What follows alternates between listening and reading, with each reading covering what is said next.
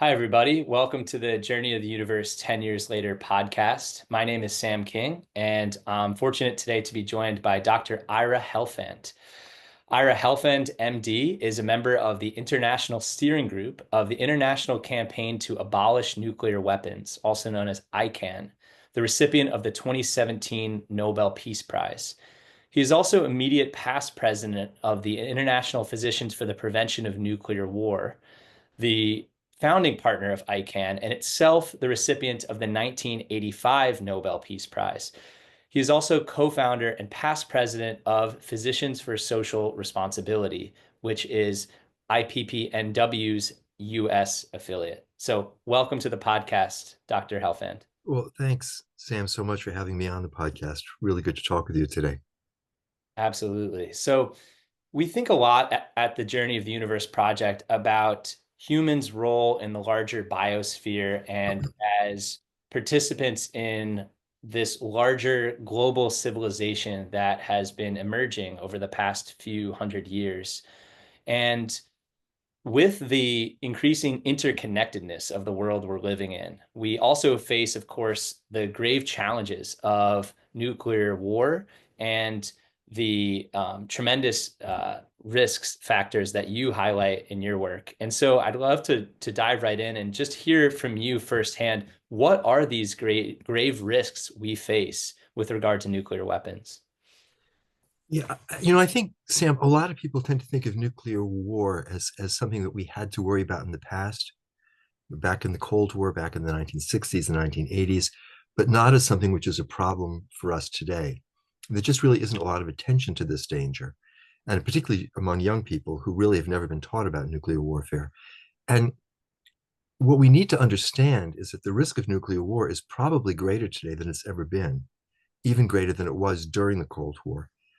Former Defense Secretary William Perry first started sounding that particular warning back in 2018 when he said that the danger of nuclear war at that time was greater than it had been during the Cold War. Now, that was before the Russian invasion of Ukraine, the second invasion in 2022. And he was talking primarily about the US Russia relationship and how dangerous it had become, again, even before this latest escalation with the Russian invasion in 2022. Since then, of course, the danger's gotten even much greater, very dramatically and publicly so, with these repeated Russian explicit threats to use nuclear weapons in that conflict. And that has led to some increased understanding of the fact that nuclear war is not something that we can forget about, but is instead a real and present danger. But the understanding is not nearly at the level that it needs to be. The level of attention is not where it needs to be. And it's important to understand for all of us that it's not just the US Russia conflict, if you will, that poses the risk of nuclear war. There are multiple other places in the world where nuclear war, because of geopolitical tensions, could erupt. The US relationship with China is very dangerous. It's the worst it's been since the 70s. There's a potential military conflict arising over Taiwan and or over navigation in the South China Sea. The situation on the Korean Peninsula remains extremely volatile. The situation in the Middle East obviously has gotten a lot of attention in the last year and a half. And the situation in South Asia between India and Pakistan is perhaps as dangerous as any and gets almost no attention. India and Pakistan have low-level fighting on a regular basis on their border in Kashmir, and these countries have gone to war 4 times since they became independent nations in 1946. They're both heavily armed with nuclear weapons. And if they go to war again, it is almost certainly going to be a nuclear war, which will be devastating for South Asia, but also for the entire planet. Mhm. Yeah, certainly we face a number of these geopolitical crises breaking out. And with these nuclear powers, the potential for catastrophe is that much higher than perhaps it has ever been. And I'm curious to hear you speak a little bit more tangibly about what are those risk factors, if especially, countries like India and Pakistan were to deploy nuclear weapons, what kind of impacts would those have on the atmosphere and on human health as a physician? What can you tell us? So, with regards to the situation, for example, in South Asia, um, we know that if we believe from the projections that have been done that if there were a large-scale war involving nuclear warheads between these two countries, the immediate effects in South Asia are catastrophic. Tens of millions, possibly as many as 100 million people would be killed in that conflict directly.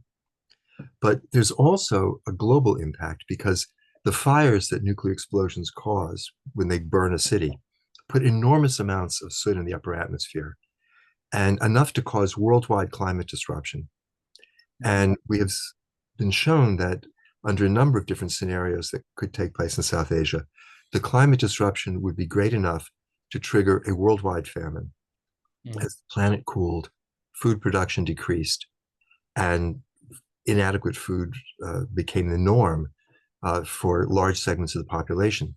Under a scenario in which 250 warheads are used, and there are currently over 300 warheads in South Asia, and that number is growing. But under a scenario where just 250 of those warheads are used, you could see as many as 2 billion people dying worldwide in the first 2 years as a result of the famine that would be produced. And the study that showed those figures, which was published in the journal Nature Food in the summer of 2022, it only went out for 2 years. The famine would continue beyond that. So we don't know what the ultimate death toll would be. But 2 billion people, that's a quarter of humanity. And that would be the end of modern civilization. Even if we didn't become extinct as a species, in all of human history, no civilization has ever withstood a shock of that magnitude. And there's no reason to believe that the very complex, interrelated, and fragile economic system that we all depend on could survive that kind of disruption. Now, that's a relatively small war compared to what could happen if the United States and Russia got at it. And I think we need to pay very careful attention to that as well. We don't we have a lot of difficulty getting our arms around what a nuclear war would look like. There are images of Hiroshima and Nagasaki, and they're very powerful warnings about what nuclear weapons do. Many of us have seen them, but we have to understand that Hiroshima and Nagasaki don't begin to prepare us for the kind of destruction that would take place today. I mean, the Hiroshima bomb was 15 kilotons, 15,000 tons of TNT. It's a huge explosion. But the weapons in the US and Russian arsenal today are, for the most part, between 100 and 800 kilotons. Some are even larger. That's 60 to 50 times more powerful than the bomb that destroyed Hiroshima. And a major city like New York or Moscow would not be targeted with a single bomb. We don't know the exact targeting strategy, but our best estimate is that major target cities like those would be hit with 10, 15, maybe 20 warheads, all of each of which would be 6 to 50 times more powerful than the Hiroshima bomb. So, it's almost impossible for us to visualize this. I use a model to help people get a sense of the scale of destruction. Perhaps it's worth going through that for a minute. The model is a 20 megaton explosion, 20 million tons of TNT. The actual explosive force that would hit New York or Moscow is probably somewhat smaller than that. But the destruction I'm going to describe is probably an underestimate because you cause more damage by having many smaller explosions spread out over the area you're trying to destroy than by having one big explosion in the center. But the model, I think, it's adequate. It gives us the scale, at least, of what we're talking about. Within a thousandth of a second of the detonation of that bomb, a fireball would form, reaching out for 2 miles in every direction, 4 miles across. Within that entire area, everything would be vaporized. The buildings, the trees, the people, the upper level of the earth itself would disappear. To a distance of 4 miles in every direction, the explosion would generate winds greater than 600 miles per hour. Mechanical forces of that magnitude destroy anything that human beings can build. To a distance of 6 miles in every direction, the heat would be so intense that automobiles would melt. And to a distance of 16 miles in every direction, the heat would still be so intense that everything flammable would burn. Paper, cloth, gasoline, heating oil, it all ignites, and you get hundreds of thousands of fires which coalesce over the next half hour into a firestorm. 32 miles across, covering 800 square miles. Within this entire area, the temperature rises to 1400 degrees Fahrenheit. All of the oxygen is consumed, and every living thing dies. In the case of New York, or Moscow, or Beijing, all of them very large cities, we're talking about 12 to 15, perhaps 18 million people dead in a half an hour. And if this were part of a large-scale war between the United States and Russia, this kind of destruction would take place in every major city in both countries. And if NATO were drawn into the conflict, most of the great cities in Europe and Canada as well. All told, perhaps 200 to 300, maybe even 400 million people dead in an afternoon. And those who survived the explosions and the fires would live in a world that is just beyond our imagination. All the things that we depend on would be gone. There'd be no electric grid. There'd be no internet. There'd be no cell phones. There'd be no food distribution system. There'd be no public health system, no banking system, no law and order. And the vast majority of people who survived day one of this war would also succumb in the coming months. They'd die from radiation poisoning, from starvation, from epidemic disease, from exposure. And of course, this conflict would also have the global climate effects that we saw in a smaller conflict in South Asia, although they would be much greater. The temperatures across the planet would drop an average of 18 degrees Fahrenheit. In the interior regions of North America and Eurasia, temperatures would drop 45 to 50 degrees Fahrenheit. We haven't seen conditions on this planet that cold in 18,000 years, since the coldest point of the last ice age. And under these conditions, food production across the globe would essentially stop. And that same study that was published in Nature Food in 2022 showed that under these conditions, 3/4 of the human race, 6 billion people, would starve to death in the first 2 years. And again, the famine would continue beyond that point. The study stopped at 2 years. We don't know what the ultimate death toll would be. So this is the danger that we're facing. And this is not what I've described, the plot of a movie. These are the conditions which we can bring upon ourselves at any moment, as long as we allow these weapons to continue to exist. And if we continue on the path that we're on, it is not a question of if this will happen, but when this will happen. Because we know of multiple episodes during the Cold War period and since then, when we have come within minutes of just this kind of global catastrophe. And we have survived this far, not because we knew what we were doing, not because we had sound military doctrine or wise leaders or infallible technology. We have survived, in the assessment of Robert McNamara speaking after the Cuban Missile Crisis, because, and I'm quoting him, we lucked out. It was luck that prevented nuclear war. And the current strategy of the United States and all of the other nuclear weapons countries is really nothing more than a hope for continued good luck. So that's the danger that we're dealing with. And it is real, it is overwhelming, and we need to do something about it. Mhm. Absolutely. And it's harrowing to hear the realities, the statistics that you're sharing about what is at stake. And I think a lot about the impacts of climate change on agricultural disruptions, on droughts, on wildfires, on the displacement of human populations, and the potential to spur geopolitical conflict and nuclear war. And so, what would you say about the compounding risks of climate change and nuclear war, which are, I know my generation has been very focused on climate change, for instance, but we're a little bit less attentive to this parallel issue that you're bringing forth. But that's a very important point, Sam. And I think people need to understand, as you suggested, how closely intertwined these are. First of all, as we just saw, if there is a nuclear war, most of the deaths will occur because of climate disruption. But the climate problem that we're facing from fossil fuels, the warming of the planet, this ongoing climate crisis, is also a key factor in increasing the danger that we will have a nuclear war. As increasingly large parts of the planet become unable to support their human population. This is going to cause enormous conflict within societies as people struggle for scarce resources of water and food, between countries fighting over water and food. And it's going to trigger migration on a scale we've never seen in human history, which will add further political instability to the world.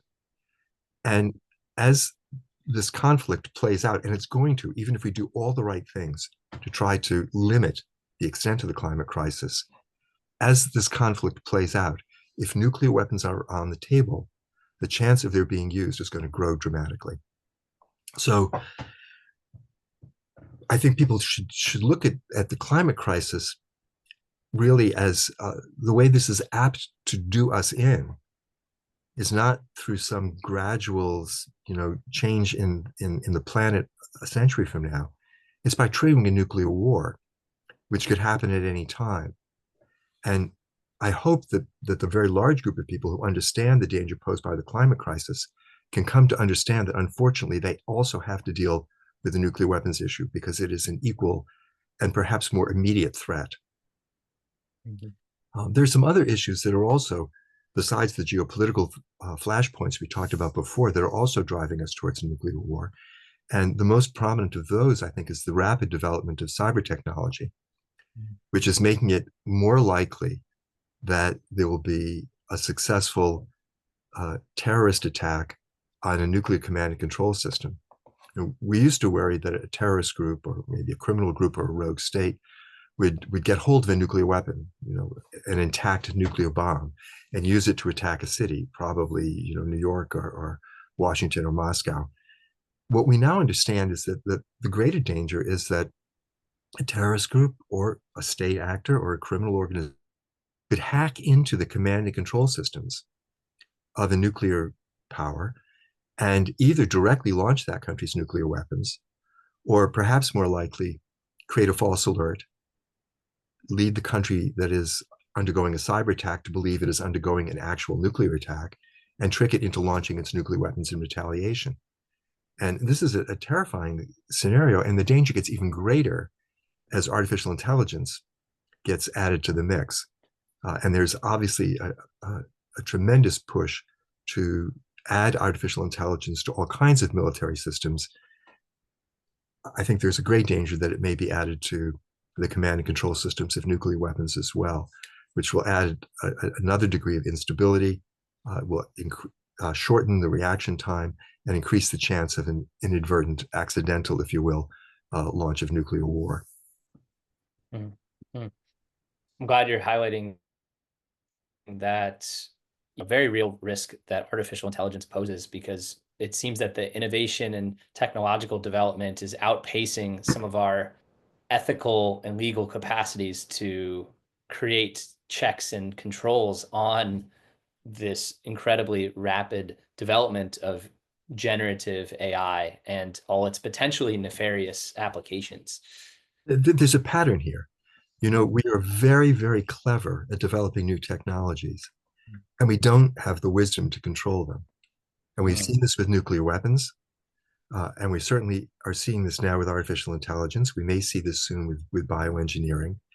And we've even seen it with some technologies that are relatively benign, both in their conception and seemingly innocuous as they're put into place. They have unintended consequences. I don't think when social media appeared, people had any idea of the very deleterious impact this would have on young people in particular. It was a totally unintended consequence, but powerful technologies are powerful, and they can be powerful for bad as well as for the good that we originally designed them for. Yeah. There is some good news here, though, which we should talk about a bit as well, because there's been a lot of bad news that we've just been talking about. All these terrible things don't have to happen. Mm-hmm. Nuclear weapons are not a force of nature that we have no control over. It is specifically, it's not like there's an asteroid coming at the planet and there's nothing we can do about it. This is a technology we've created ourselves. Nuclear weapons are little machines. Most of them are about the size of the chairs that you and I are sitting in right now. We've already dismantled 50,000 of them. We know exactly how to do that. We know exactly how to dismantle the 12,000 nuclear warheads that remain, and we could do that probably in 3 or 4 years if there were the political will, if the decision were taken to do that. And I guess that's where we all come in, because we have to create that political will. We have to force our government to bring about a fundamental change in its nuclear policy. Currently, the United States and all the other nuclear weapon states act on the assumption that nuclear weapons make them safe, and that's Mhm. why they need to have them. They don't make us safe. They do make us strong, but strength and safety are not the same thing. And in fact, these weapons are the greatest threat to our safety and to our survival. And when you understand that, when you understand what these weapons are going to do when they're used, the only conclusion is that the world will be much better off without them. So the question becomes, how do we do that? And here in the United States, we have launched something called the Back from the Brink campaign, which is specifically designed to get the United States to appreciate this aspect of the nuclear problem, to adopt this analysis of the nuclear situation, and to actively pursue negotiations with all 8 of the other countries which have nuclear weapons for a verifiable agreement and a specific timetable for eliminating their nuclear warheads so that they can all join the Treaty on the Prohibition of Nuclear Weapons, this global treaty which outlaws and bans the possession of nuclear weapons. This campaign is growing rapidly. It has been endorsed by over 480 non-governmental organizations. It's been endorsed by 80 cities and towns across the country, including most of the major cities in the country. It's been endorsed by um, the state legislature in 3 states, California, Oregon, and Rhode Island, and also by the Maine Senate and the New Jersey Assembly. Um, it, we have a resolution in Congress. In the last session, our resolution had 45 co-sponsors. A new resolution is about to be introduced into the House of Representatives for the new Congress. We have a new student organization, Students for Nuclear Disarmament, that is part of this campaign and which has chapters on campuses around the country now. So there is some real movement to Mhm. deal with this crisis. And I think it's very important that people understand that there is something they can do. It's real easy to just get overwhelmed. And I'm a little person. What can I do about this gigantic problem? Well, as just all by yourself, you can't solve the problem. But working together with your community, you can have an impact. And each of us has a job to do. We need to figure out exactly where we fit into this program. Mhm. But I think if we all do our part and we bring together the communities that we belong to, we can have a profound impact on nuclear policy. And I say this because we've done this once before. In the 1980s, the US and the Soviet Union were on a collision course. We almost went to war in 79, in 80, twice in 83. And yet, in just a few short years, following these terrible near misses, the United States and the Soviet Union totally changed their nuclear policy. In 1983, the United States deployed Pershing missiles in Europe so that we could fight and win a nuclear war in Europe. That was the stated mission of these weapons. 2 years later, President Reagan sat down with President Gorbachev and said, nuclear war can never be won and it must never be fought.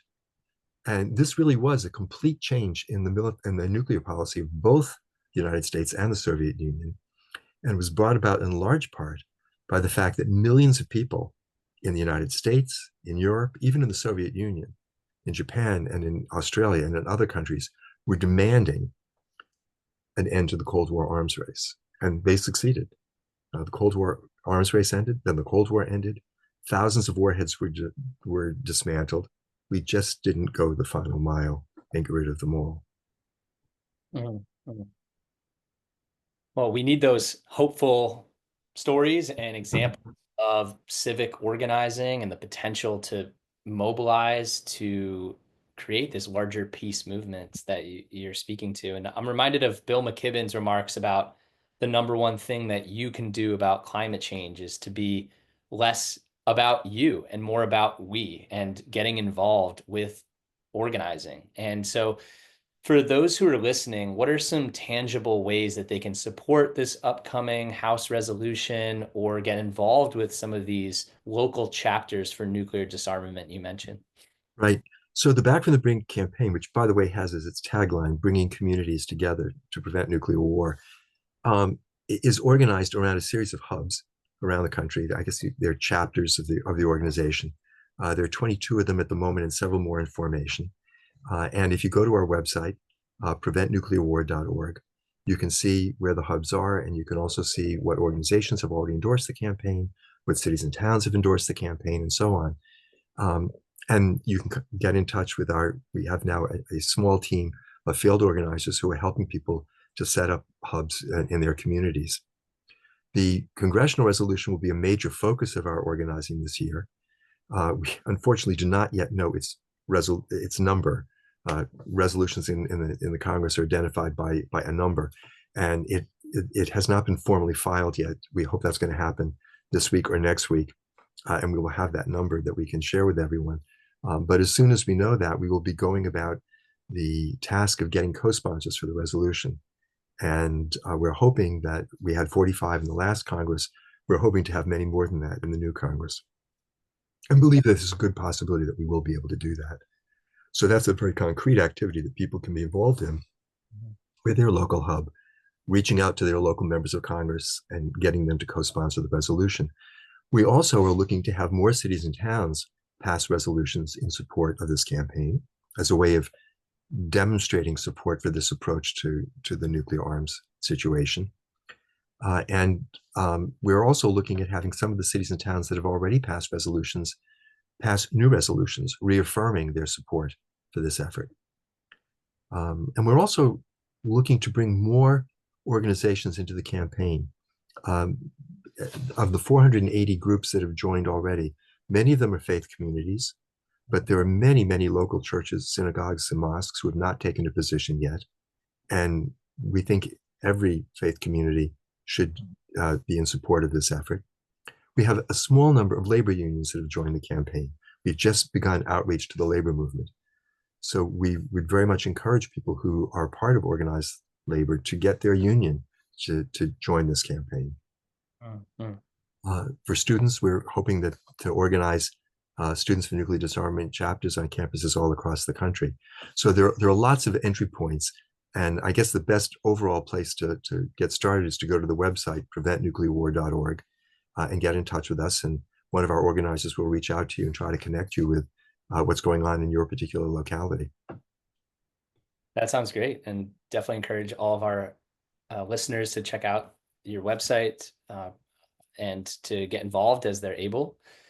Maybe as we come to a close here, Dr. Helfand, just a personal note from you. I know you've been involved in the prevention of nuclear war for decades, since the 1970s. And,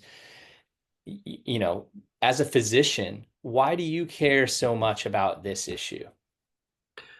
Well, my activism on the nuclear question is deeply rooted in my role as a physician, and it's because with a group of other young doctors in the late 70s, we began exploring this issue and realized that nuclear weapons were the greatest public health threat that had ever existed. And we thought it was important to view nuclear weapons through that lens. Typically they're talked about in geopolitical terms, and negotiations about nuclear weapons are conducted like a game of chess. It's all very abstract and divorced from reality.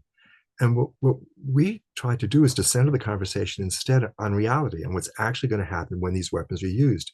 And what we found is that when that's the starting point for the conversation, when people begin talking about these weapons with an understanding of what is going to actually happen when these weapons are used, you get a very different conversation. It very quickly turns to, this must not happen. And the only way to make sure it doesn't happen is to get rid of the weapons. And so therefore, what we really need to be talking about is, how do we do that? Mm. Should we have nuclear weapons or not? But we know we shouldn't have them. How do we get rid of them? Mm-hmm. And that's really the conversation that we need to have. That's the negotiation that needs to take place between the countries that have these weapons now. Mm-hmm. To sit down and do the hard work of figuring out, how are we going to all give up our nuclear arsenals together in an organized, verified way, so that we're all confident that everybody else is doing what they're supposed to do, and we all have the confidence, therefore, to get rid of our weapons too. But I think it's just that it's looking at this as a medical issue, as a public health issue, uh, that has really been the foundation of my involvement in this work. Mhm.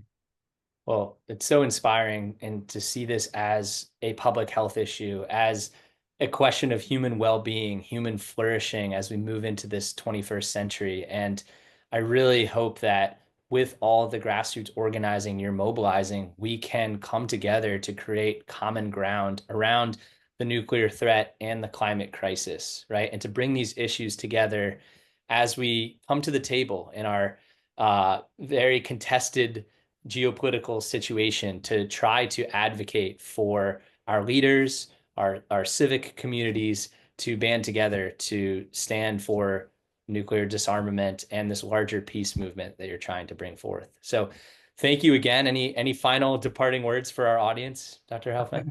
Just to note about the pessimism optimism spectrum here, there's no guarantee we're going to be successful. The nuclear weapons may get rid of us before we get rid of them, but I don't think that's going to happen. I'm partially buoyed by the historical record, the huge success we had in the 80s, but also just buoyed by the idea that um, people, when they understand what's at stake here, do want to do something about it. I think it's possible for us to build a very large movement for nuclear abolition again, because the reality is on our side. It's largely a question of education. Most people aren't aware of all of this stuff. And if we can do that work, if we can educate people about what is going to happen if there's a nuclear war, how likely a nuclear war is to happen, I think they're going to do the right thing. And they're going to demand that their governments do the right thing. And it's probably going to fall heavily on us in the United States at the moment because our society is more open. We're more able to build this kind of a movement. But if we can get our government to understand what it needs to do, I believe it can bring the other governments of the world along with it. So, you know, this is a huge responsibility that we're all shouldering at this point. All of us who know about this, and I think we also need to look on it as something of a gift. You know, every one of us wants to do something good with our life. We've been given the opportunity to save the world, and there's nothing better anyone can ever do with his or her life than save the world. So I hope people will approach this whole huge task with that spirit. And I think we can literally save the world, and that's going to be a very good thing to do. Mhm. Here, here. Well, powerful call to action and hopeful possibility that you leave us with, Dr. Helfand. So thank you so much for joining us today. I encourage all of our listeners to get involved and support your movements all over the world. And I wish you all the best with your continued advocacy and work, Dr. Helfand. Well, thanks so much, Sam, for giving me the opportunity to talk with you this morning, to talk with your listeners. That's how we get the word out. Thank you.